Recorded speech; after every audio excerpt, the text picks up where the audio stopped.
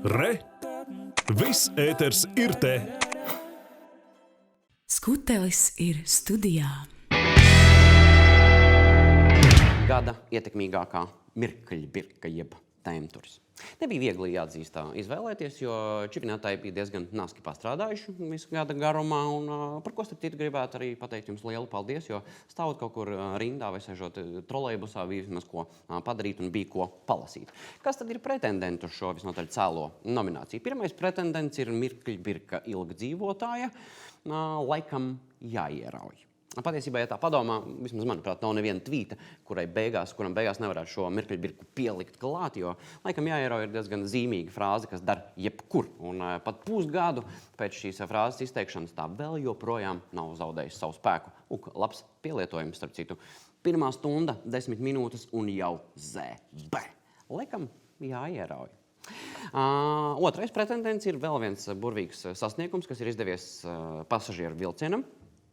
Ar mirkļbirku, ko dari vilcienā. Kā jūs redzat no tvīta, pasažieru vilciens bija izsludinājuši konkursu un aicināja cilvēkus padalīties ar to, ar ko tad viņi īsti nodarbojās vilcienā un ko viņi tur dara, sūtīt bildes un varēja arī iegūt kādu balvu šī konkursā. Bet, lai arī ideja ir kolosāla, kā tas izklausās, kad es to tagad jums stāstu, nevienmēr labās idejas labi beidzās, jo nezinu kāda iemesla dēļ cilvēkiem gribējās aicinājumu, ko dari vilcienā, izlasīt savādāk. Kod arī vilcienā. Un tāpēc šādi tvīti parādījās daudz vairāk, un cilvēki bija daudz priecīgāki piedalīties šī konkursā no šāda skatu leņķa.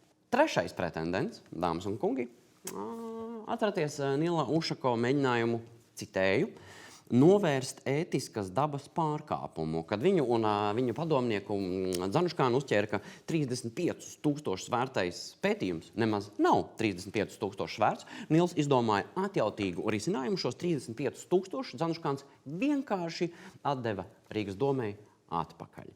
Iespējams, ka jums tas līdz galam loģiski neizklausās, bet nesteidzieties, dāmas un kungi, šī nav parasta loģika, šī ir Nila loģika. Un kāpēc apstāties pie viena gadījuma? Pie sevis padomāja Twitteris un ieviesa tēmturi Nila loģika. Daži kolosāli piemēri.